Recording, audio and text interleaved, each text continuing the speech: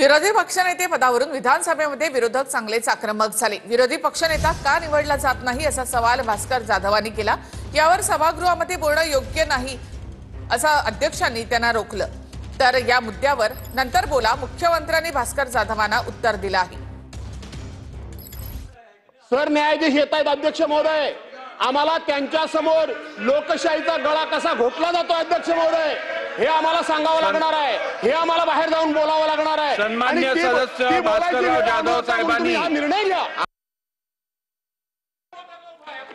भास्करराव मी अध्यक्ष महोदय, मी भास्करराव मी आपल्याला विनंती करतो की हा मुद्दा जो आपण मांडताय काय हरकत नाही मांडायला, अध्यक्ष परमिशन त्यांच्या हातात आहे, पण मी अशी विनंती करतो की प्रश्नोत्तर तास करू, एकच आपल्या भूषण गवई साहेबांचा अभिनंदनाचा प्रस्ताव तो करू आणि त्यानंतर मी पण अध्यक्षांना विनंती करतो की भास्कररावांना म्हणणं मांडण्याची परवानगी आपण द्यावी आणि त्याच्यावर योग्य जी काही चर्चा करून निर्णय करायचा तो करावा। संपूर्ण अधिकार हे विधानसभा अध्यक्षांचे आहेत।